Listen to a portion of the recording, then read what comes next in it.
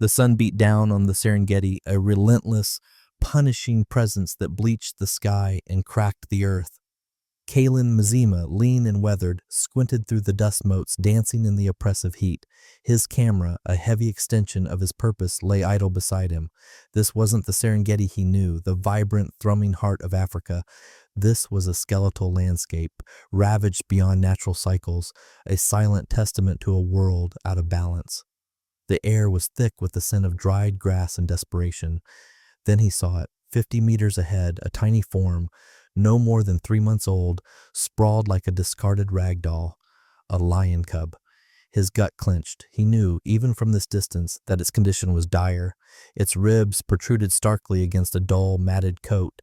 No pride was in sight, no protective mother or watchful aunties, just the cub, lying prone, barely a tremor of breath visible in the oppressive stillness. Kalen's camera remained lowered, his professional detachment shattering into 1,000 pieces with each beat of his anxious heart. The internal conflict was immediate, visceral. Observe, never intervene.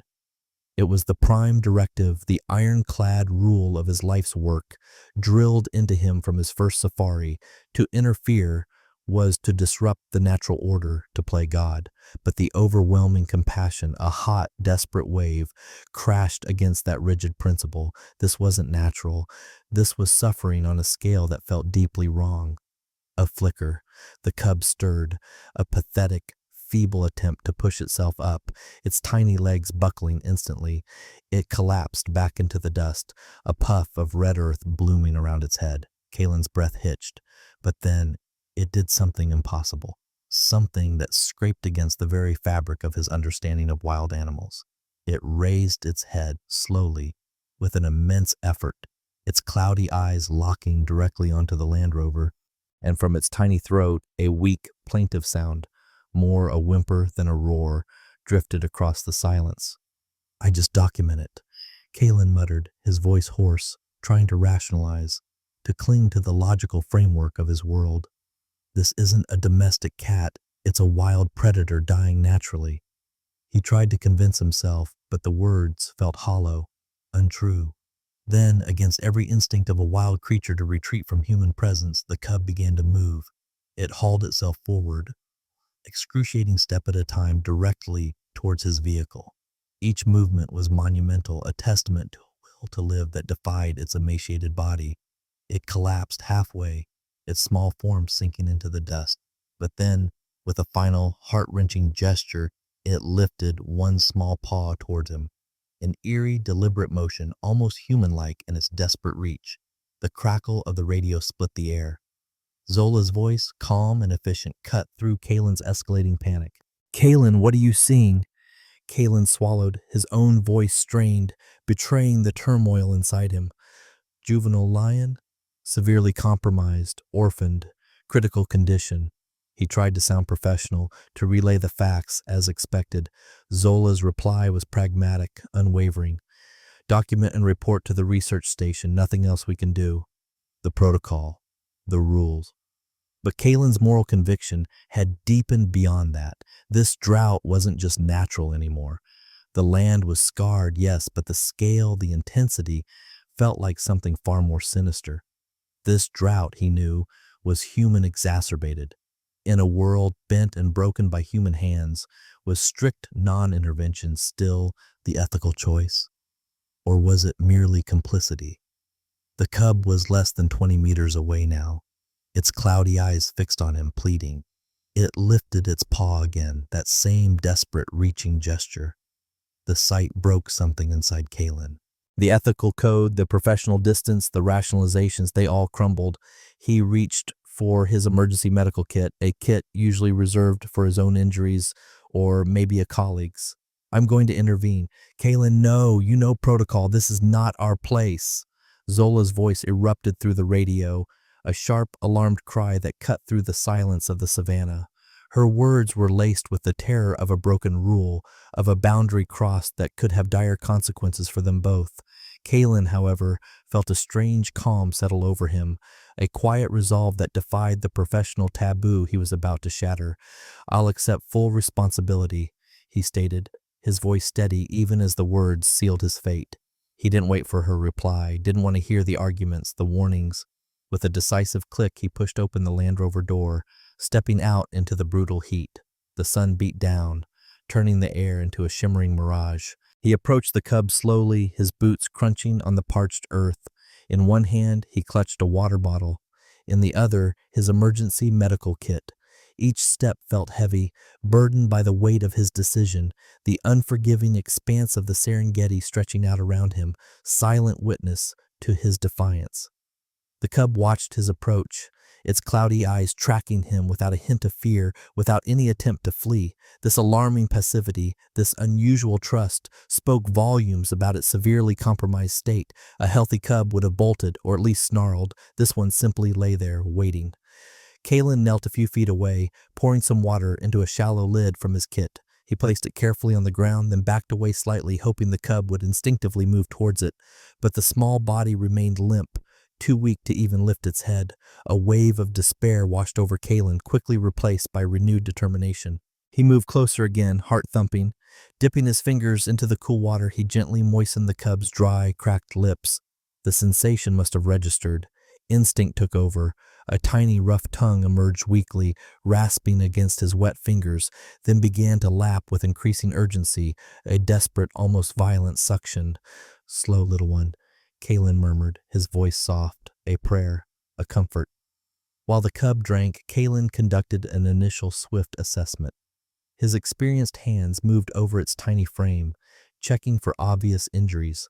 There were no visible wounds, no gashes or broken bones, but the emaciation was severe, every rib and vertebra stark beneath its dull fur.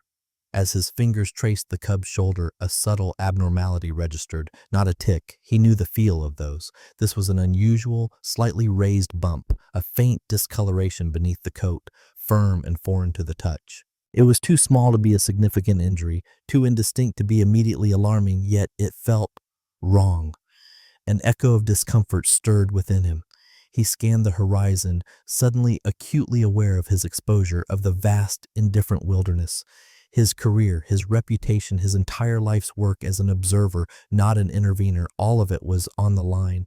Zola's silence on the radio was louder than any scolding, a testament to her shock, or perhaps her growing fear of the repercussions. The cub finished drinking, its small belly a fraction less concave. With a renewed, monumental effort, it struggled to its feet. It tottered, then steadied itself, its eyes still fixed on Kalen.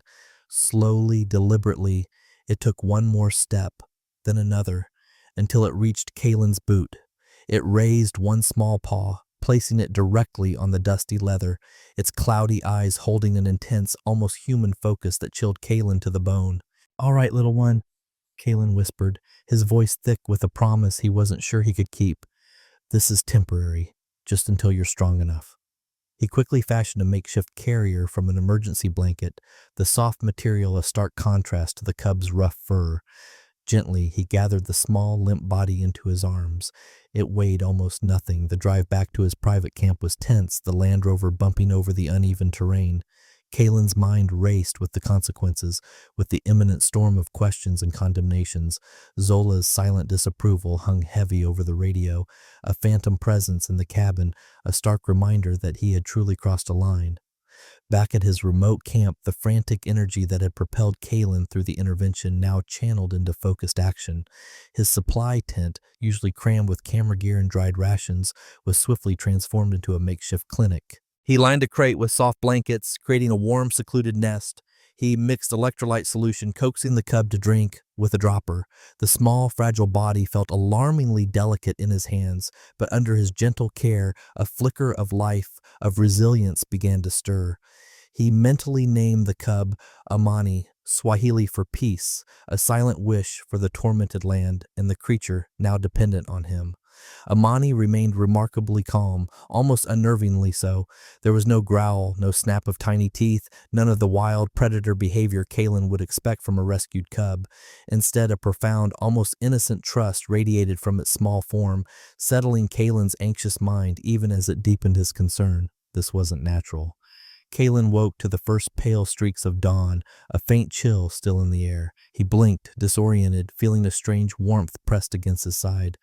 Amani. The cub had somehow climbed out of its makeshift nest, seeking the heat and comfort of Kalen's sleeping bag. It lay curled tightly against him, a small, vibrant presence. Amani lifted its head. Its eyes, though still cloudy, held a clearer light. It made a soft, almost purring sound, a deep rumble that resonated not with aggression but with contentment, fixing on Kalen with an intelligence that seemed to transcend its tender age. It was a gaze that spoke volumes, a silent acknowledgement of their unprecedented bond. Just then, his satellite phone buzzed, a jarring intrusion. It was Zola. Kalen braced himself. "I'm at my research camp," he answered, his voice steady, "and I've got a situation here." "I had to, Jabari. He would have died." He used her familiar, more personal name, hoping to appeal to the human beneath the pragmatist. There was a long, conflicted pause on the other end, the silence thick with unspoken reprimand and grudging understanding. Finally, Zola relented, her voice weary. "Dr. Imani at Arukia. She'll treat him first. Ask questions later. Get her details, Kalen. We'll arrange transport." A sliver of hope, a lifeline, extended to him. Dr. Imani arrived that afternoon, her Land Cruiser kicking up a cloud of dust that momentarily obscured the setting sun. She was a woman of sharp intelligence and unwavering focus, her dark eyes missing nothing.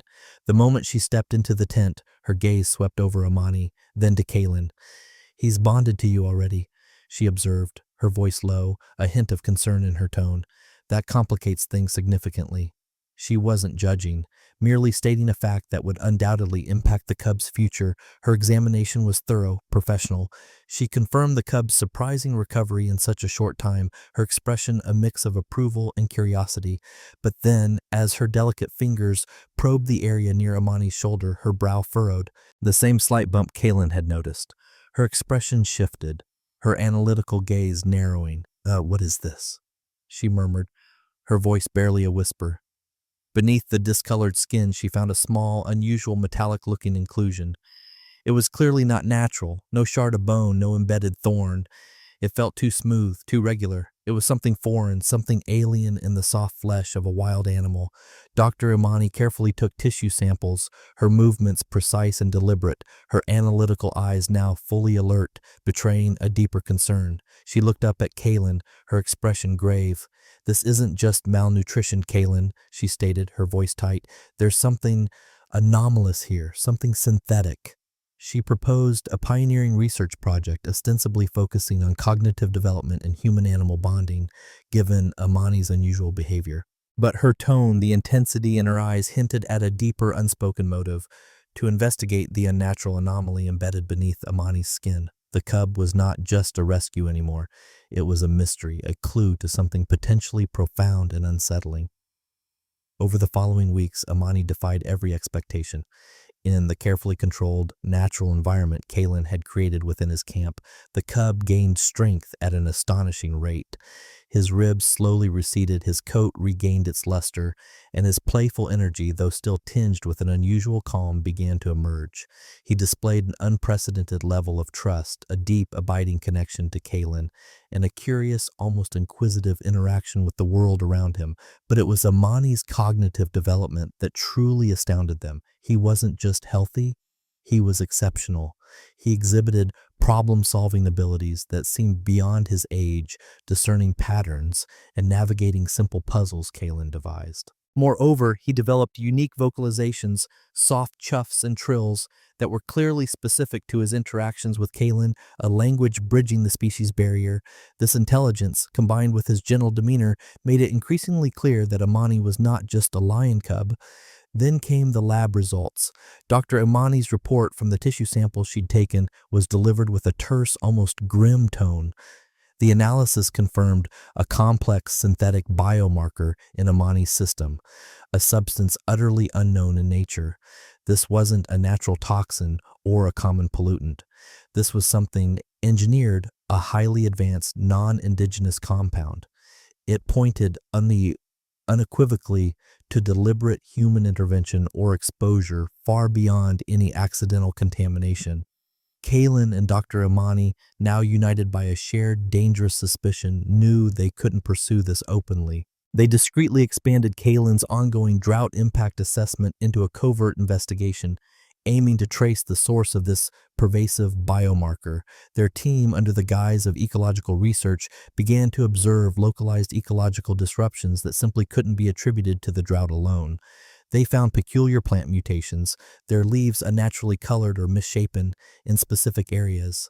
There were unusual sicknesses among other smaller animals, and an unsettling, unnatural stillness in certain radii, as if the very life force had been sucked from the land. The pieces began to align, forming a chilling mosaic. Then Zola, who had initially been wary but was now deeply concerned for Amani's welfare and the integrity of the Serengeti, delivered an alarming report. "They're not game wardens, Kaylin," she stated, her voice tight with suppressed fear. She'd observed strange, heavily armed patrols in unmarked vehicles near a restricted mining concession on the park's periphery, and they move with purpose, like they own the land, not just patrol it. The team realized with a cold certainty that Amani's anomaly was not an isolated incident, but part of a larger unsettling pattern. The synthetic biomarker, the ecological damage, the clandestine patrols, it all pointed to a sophisticated clandestine operation directly connected to that mining concession. The implications were staggering. To fund their now urgent investigation, Dr. Imani skillfully secured official funding for an advanced cognitive study focusing on human-animal bonding. With Imani as its centerpiece, it was a perfectly constructed cover, a scientific smokescreen to allow them to continue investigating the pervasive biomarker without arousing suspicion from external organizations. Kaylin felt a growing unease, a cold knot tightening in his stomach. Hello.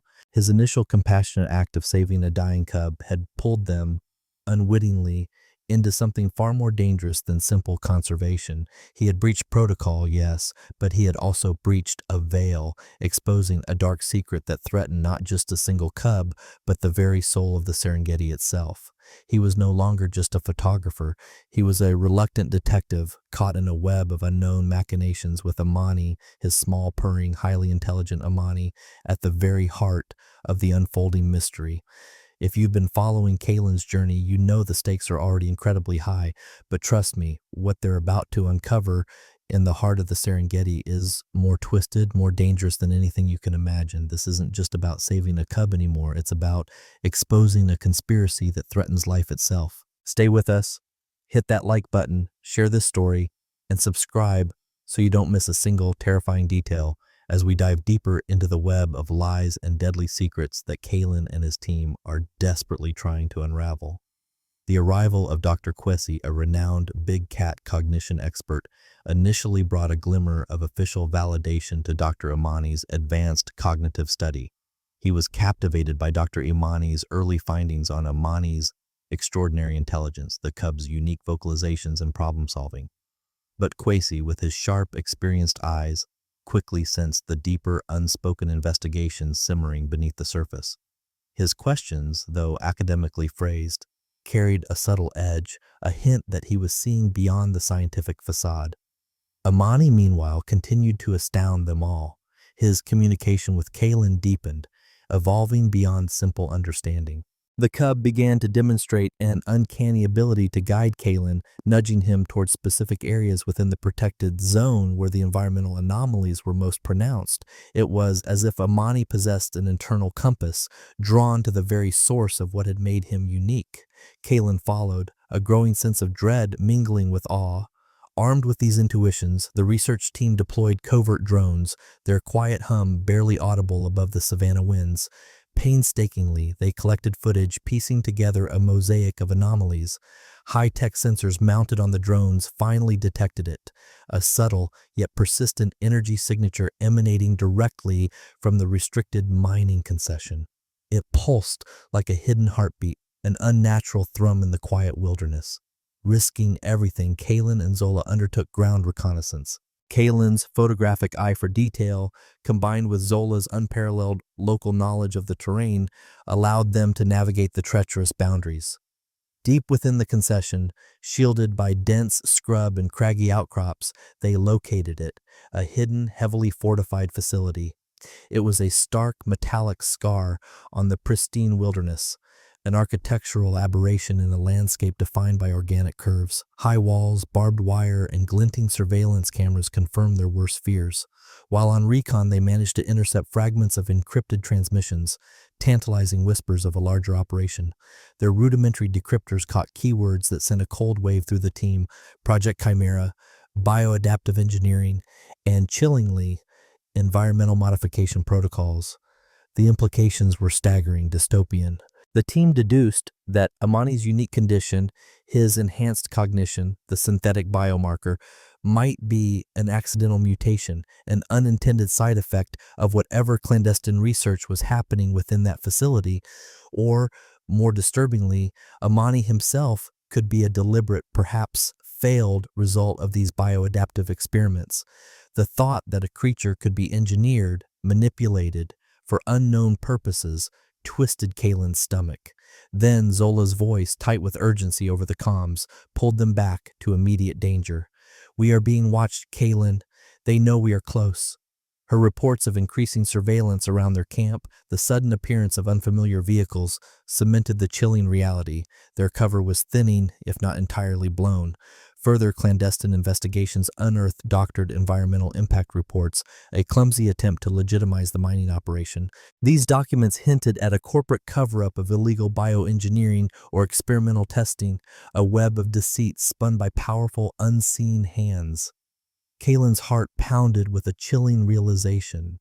Amani wasn't just a research subject or a miracle of resilience. The small, purring cub that still curled against him for comfort was living proof of a grave ethical violation. He was an anomaly, an undeniable testament to human transgression. And that made him, Kalen knew with a gut-wrenching certainty, a primary target of the shadowy organization that sought to keep its horrific secrets buried deep beneath the Serengeti's scorched earth. The air around Kalen's camp crackled with tension, a palpable sense of impending storm. The team worked tirelessly, fueled by a potent mix of fear and righteous anger. Dr. Imani and Dr. Kwesi meticulously compiled the scientific evidence. Imani's complex synthetic biomarkers, their unique genetic signatures screaming of unnatural origins. Kalen's photographic proof of the hidden facility, its cold metallic geometry, a stark intrusion on the African plains, was undeniable. They had intercepted fragmented documents, piecing together chilling code words and protocols, and Zola's brave local contacts had whispered corroborating testimonies, painting a picture of strange goings-on, of disappearances, and unusual sicknesses among wildlife and even people near the restricted zone. The danger escalated swiftly. Their equipment suffered unexplained malfunctions, a slashed tire, a drone's inexplicable circuit failure. Menacing warnings, crude but clear, appeared at the edge of their camp, notes threatening retribution. Then came the harrowing near miss, an accident on a remote track, their Land Rover forced violently off the road by an unmarked vehicle that vanished into the dust, leaving them shaken but miraculously unharmed. The message was clear: they were being watched, their every move calculated, and the powerful entity behind Project Chimera would stop at nothing. Kalen confronted the agonizing decision that weighed heaviest on his soul: expose everything and risk not only their own lives but Amani's as well, or protect Amani in secret, shielding him from the inevitable fallout, and let the conspiracy continue unchecked, its tendrils slowly strangling the Serengeti. The choice felt impossible. Amani, now a magnificent young lion, sleek and powerful, seemed to sense the heightened danger. His playful demeanor often gave way to periods of intense alertness. He displayed fiercely protective behavior towards Kalen and the rest of the team, growling low at unfamiliar sounds, positioning himself between them and the perceived threat. His intelligence and loyalty were undeniable, a silent force pushing Kalen towards action. Dr. Imani and Dr. Kwesi argued passionately for public exposure. "This isn't just about Amani, Kalen," Imani insisted, her voice tight with conviction. "The global implications of such unregulated and unethical research are catastrophic. We have a moral obligation." Kwesi nodded grimly. "They're playing God with life itself. This must stop." The final shocking realization dawned on them, coalescing from all the fragments of evidence. Project Chimera was not just about environmental modification. It was an audacious, terrifying attempt to create highly adaptable, intelligent organisms for specific undisclosed purposes. likely military or industrial, for resource extraction or biological advantage in hostile environments. Amani, with his unique cognitive abilities and synthetic markers, wasn't just a sick cub. He was a successful unintended escapee or an early prototype, a living testament to their success. And the devastating drought that had initially drawn Kalen's attention, it had been a convenient natural cover for the environmental disruptions caused by their clandestine experiments. The weight of this truth solidified Kalen's resolve. With Zola's unwavering help and her extensive local network, they meticulously packaged their findings. Every piece of evidence, Amani's medical records, Kalen's photographs, intercepted transmissions, Zola's testimonies, was compiled and leaked to a trusted international investigative journalism network, ensuring multiple redundancies. If one channel failed, another would succeed. The story broke worldwide like a thunderclap. Headlines screamed, photos of Amani, a symbol of impossible intelligence and profound suffering, dominated news feeds. An international scandal erupted, exposing the shadowy corporation and complicit government entities involved. The world watched in stunned disbelief, the horrifying truth about Project Chimera laid bare. Kalen, Dr. Amani, and Dr. Kwesi faced intense legal battles and a brutal professional backlash. Their careers were threatened, their reputations dragged through the mud by the powerful forces they had exposed. But ultimately, the sheer volume and irrefutable nature of their evidence prevailed. They were hailed as whistleblowers, courageous individuals who dared to stand against unchecked power. Amani's future, a precious life at the heart of it all, was secured in a special internationally funded sanctuary, a place where he could live out his days safely, studied ethically, becoming a powerful symbol of both scientific wonder and humanity's terrifying capacity for dark, destructive experimentation. The protected area around the Serengeti became a focus for intense investigation and cleanup efforts, but the ecological damage, the scars on the land, remained a chilling reminder of the secrets it had once held. The dust of the Serengeti, once a mere backdrop to Kalen's lens, became the canvas for a truth far grander and more terrifying than he could have ever imagined. His single act of compassion, breaking every rule, had not only saved Amani, but had unearthed a conspiracy that shook the foundations of science, ethics, and corporate power. The world watched in stunned disbelief as Project Chimera was laid bare, a chilling testament to humanity's capacity for dark ambition, for playing God with life itself. Kalen, Dr. Imani, and Dr. Kwesi, though scarred by the ensuing legal battles and professional backlash, emerged as unlikely heroes, their integrity validated by the sheer weight of irrefutable evidence. Amani, the once dying cub, lived on, not just as a magnificent lion, but as a global symbol, a beacon of hope, intelligence, and the stark, urgent warning against unchecked scientific hubris. The Serengeti, though forever marked by the clandestine experiments, began its long, arduous healing process, a solemn reminder that even in the vast, wild heart of Africa, no secret can remain buried forever when one person chooses compassion over indifference.